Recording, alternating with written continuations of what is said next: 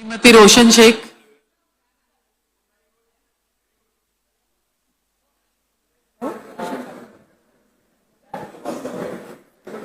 बिस्मिल्लाहिर्रहमानिर्रहीम।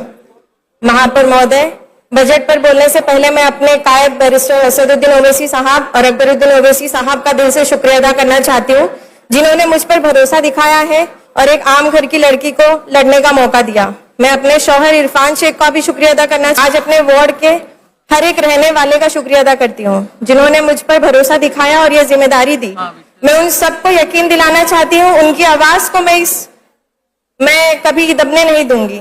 और मेरे वार्ड के साथियों का शुक्रिया अदा करना चाहती हूँ, जिन्होंने मुझे जिताने में रात दिन एक कर दी। महापौर महोदय, आपका दिल से शुक्रिया मुझे बजट पर बोलने का मौका दिया। आज मैं सीधी बात करूंगी।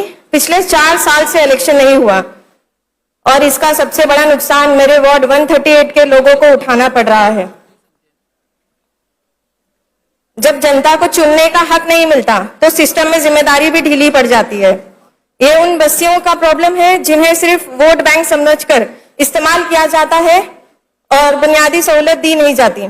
आज मैं तारीफ करने नहीं, प्रशासन ने जो हमें अच्छे दिन दिखाए हैं उस पर बात करने आई हूँ। मैं रोशन इरफान शेख, वार्ड 138 के कॉर्पोरेटर, ऑल इंडिया मजलिस इत्तेहादुल मुस्लिमीन पार्टी से इस बजट की बात सामने रखने आई हूँ। स्टार्ट करने से पहले एक शायरी से पेश करूंगी। न पानी बदला न सफाई बदली, न जिंदगी की रफ्तार। न पानी बदला न सफाई बदली, न जिंदगी की रफ्तार। फिर कैसे मान ले हम आ गए अच्छे दिन इस बार। करंट बजट में एम ईस्ट वार्ड के लिए कोई खास अनाउंसमेंट नहीं है, जबकि एम ईस्ट वार्ड में illiterate, poverty, parking, sanitation, pollution, water connection issue, CCTV installation जैसे इशू है। बट बजट में ऐसा कुछ नहीं है जिससे यहाँ के लोगों का फायदा हो। ये बजट ऑफिसर्स ने ग्राउंड रियलिटी को ऑब्जर्व किए बिना ड्राफ्ट किया है और सोसाइटी के बड़े हिस्से को इस बजट से बाहर रखा गया है। इस बजट में एम ईस्ट वार्ड को पब्लिक वेलफेयर को साइड लाइन किया गया है। मेरा वार्ड 138 में बड़ी समस्या पानी की है, क्योंकि मेरा एरिया स्लम है। 2.5 से 3 लाख की आबादी और पानी 2 दिन 3 दिन के बाद आए, वो भी गंदा और बदबूदार। मेरे यहाँ के गरीब लोग मजबूर हैं गंदा पानी यूज करने के लिए, क्योंकि प्रशासन का सिस्टम फेल हो चुका है। अपनी मनमानी कर रहे हैं, लोगों की सुनते नहीं है। Right to water fundamental right है, बट राइट टू कनेक्शन आज भी डिफिकल्ट है। एक कनेक्शन लेने के लिए 3 डिपार्टमेंट से परमिशन लेनी पड़ती है, उसके बाद एक लाइसेंस प्लम्बर मिलता है, फिर 5 लोगों का आधार कार्ड, वहां के लोकल लोगों को ये सब चीज, एक कनेक्शन मुश्किल बनती है। जो कनेक्शन 7,000 का है वो टफ प्रोसीजर की वजह से 25,000 का हो जाता है। वाटर कनेक्शन को 1 फैमिली बेस पे किया जाए और सिंगल विंडो सिस्टम किया जाए, वरना टफ प्रोसीजर की वजह से इलीगल कनेक्शन बढ़ते जाएंगे। ये सिर्फ पानी की कमी का इशू नहीं, ये मैनेजमेंट का इशू है। और फिर हम कहते हैं शॉर्टेज है, कभी 10% कट ऑफ हो, कभी 25% बोलकर पानी बिल्कुल नहीं देते हैं। जब पानी बेसिक चीजें लोगों तक नहीं पहुंच रही है, ये बजट किस काम का? पैसा कहां जा रहा है, काम ग्राउंड पर क्यों नहीं दिख रहा है? ये सवाल सिर्फ मेरा नहीं, शायद यहाँ बैठे सारे नगर सेवकों का है। पानी में प्रेशर की कमी, हम यहाँ 24/7 साफ पानी देने का बोल रहे हैं, मगर मेरे वार्ड के लोग सिर्फ 1 घंटा पानी मांग रहे हैं। क्या उनका हक नहीं? मैं आपसे मांग कर रही हूं, वार्ड में regular and adequate water supply ensure किया जाए। पाइपलाइन लीकेज और इलीगल कनेक्शन पर तुरंत एक्शन हो। लो प्रेशर एरियाज में बूस्टर सिस्टम लगवाया जाए। लॉन्ग टर्म सोल्यूशन के लिए पाइपलाइन इंफ्रास्ट्रक्चर अपग्रेड किया जाए। अब आते हैं हेल्थ पर। मेरे एम ईस्ट वार्ड में हेल्थ को लेके कोई खास अनाउंसमेंट बजट में है ही नहीं। M East ward dense populated area है, बट यहाँ के हॉस्पिटल के हालात बहुत खराब है।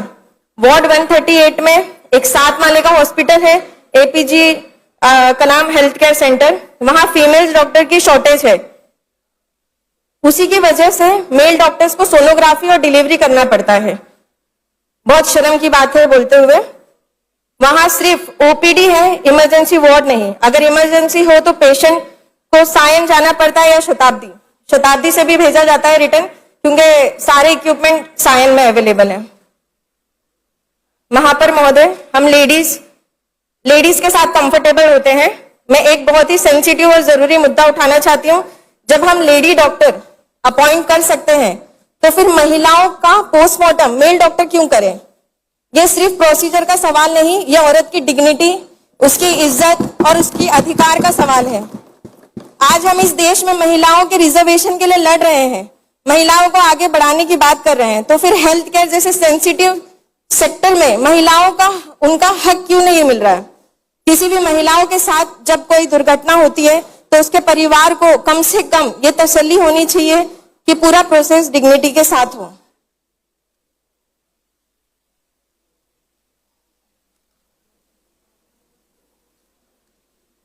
मैं एक सवाल पूछना चाहती हूँ प्रशासन से, हर तकलीफ का बोझ सिर्फ औरत ही क्यों उठाए? पानी की दिक्कत हो, हॉस्पिटल की दिक्कत हो, बीमार बच्चे को गोद में लेकर कौन भागता है? औरत। गैस की दिक्कत हो, औरत घर संभालती है। हर जगह स्ट्रगल, हर जगह सेक्रीफाइस, लेकिन सिस्टम में उनकी सुविधा कहाँ है? ग्राउंड रियलिटी ये है, औरत आज भी बेसिक सुविधा के लिए लड़ रही है। मेरी ये रिक्वेस्ट है, हॉस्पिटल में डॉक्टर्स की बायोमेट्रिक अटेंडेंस कंपलसरी हो, महिलाओं के लिए लेडी डॉक्टर पोस्टमार्टम और ट्रीटमेंट के लिए अवेलेबल हो, इमरजेंसी सर्विस 24/7 प्रॉपरली फंक्शनल हो, पेशेंट को बेसिक मेडिसिन और ट्रीटमेंट तुरंत मिले।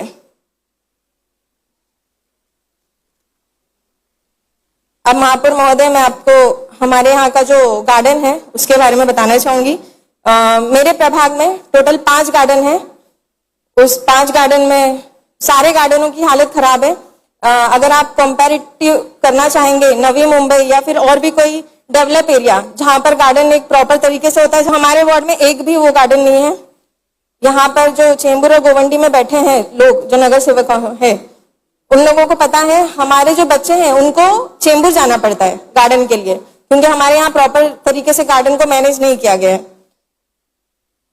इन गार्डन में रात में बच्चों को रात में वहां पर नशा हो रहा है मैम। वहां पर प्रॉपर केयर टेकर नहीं है, उसकी वजह से वहां कोई भी लोग वहां पे आकर नशा कर रहे हैं। कांच के टुकड़े पड़े हैं, वहां पर कोई खेलने के लिए सुविधा नहीं है। तो फिर सवाल ये है, हम गार्डन का फंड क्यों देते हैं?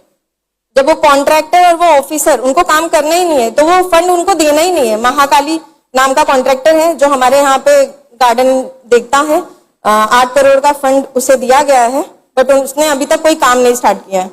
और सिर्फ कॉन्ट्रैक्टर और ऑफिसर अपना विकास कर रहे हैं। जनता का पैसा जा रहा है लेकिन जनता को सुविधा नहीं मिल रही है। गार्डन में फूल कम, शराब के बोतल के टुकड़े ज्यादा दिख रहे हैं, मेंटेनेंस के नाम पर पैसा खर्च हो रहा है, लेकिन ग्राउंड पर नशा बढ़ रहा है। अगर केयर टेकर होती तो गार्डन ओपन बार नहीं बनता। गार्डन डिपार्टमेंट वालों की लापरवाही और कॉन्ट्रैक्टर की वजह से वार्ड के लोगों के बच्चों को गार्डन जाना पड़ रहा है, चेंबूर गार्डन जाना पड़ रहा है। गार्डन का जब बजट एलोकेट किया जाता है, हमारे यहाँ सीसीटीवी कैमरास और हाई मास्ट लाइट के बारे में बजट साइलेंट है। इधर हो गया।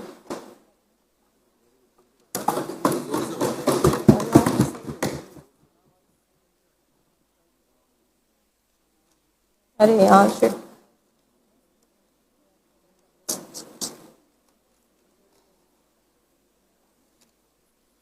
शिट,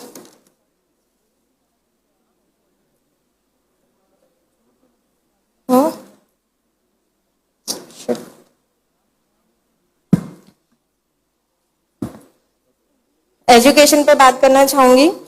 अपने वार्ड के एजुकेशन सिस्टम का एक बहुत ही गंभीर तस्वीर इस हाउस के सामने रखना चाहती हूँ। हमारे बच्चों का फ्यूचर रखने आई हूँ।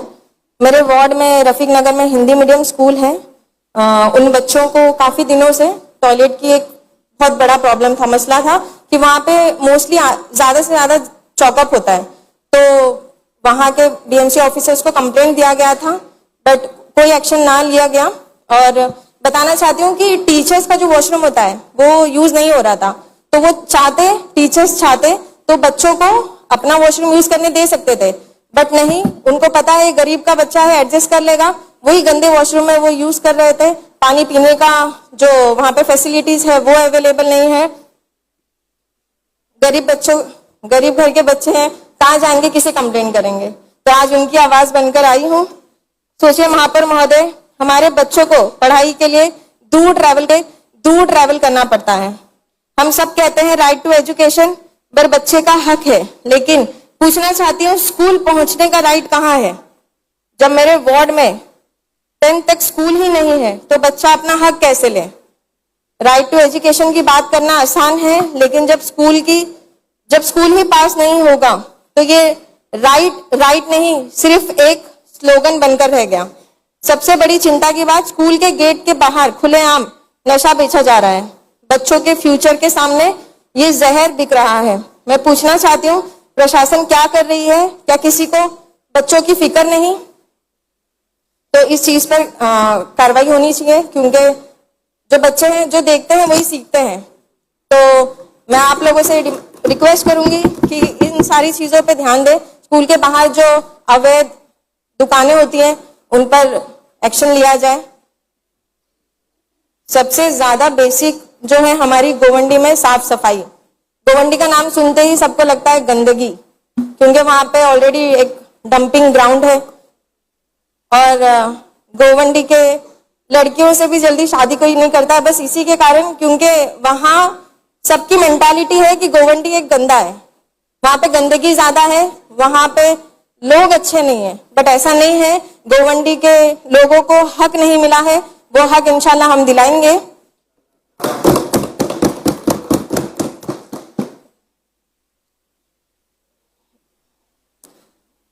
हाँ, बीएमसी के लेबर्स, जैसे मैंने साफ सफाई के लिए आपको बताया मैम महापौर महोदय, जो हमारे यहाँ के बीएमसी लेबर्स हैं, हमारे यहाँ के जो बीएमसी लेबर्स है उनकी यूनियन होती है।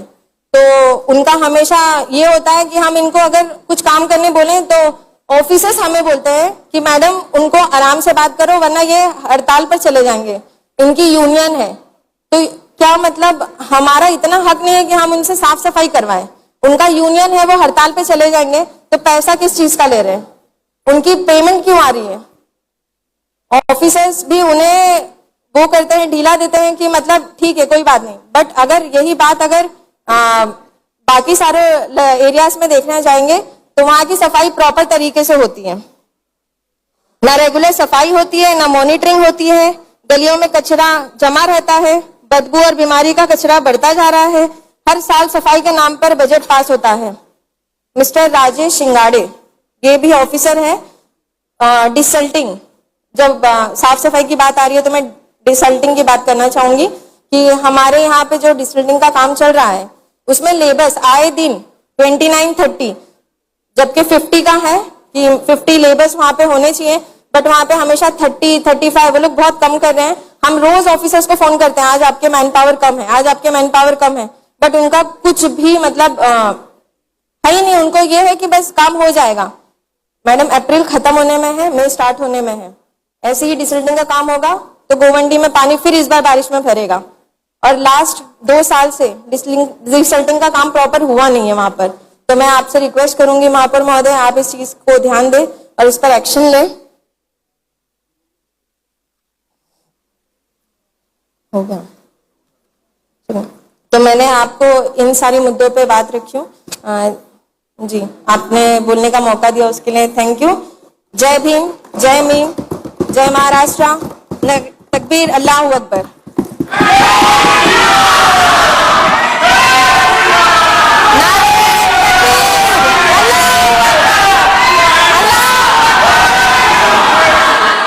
श्री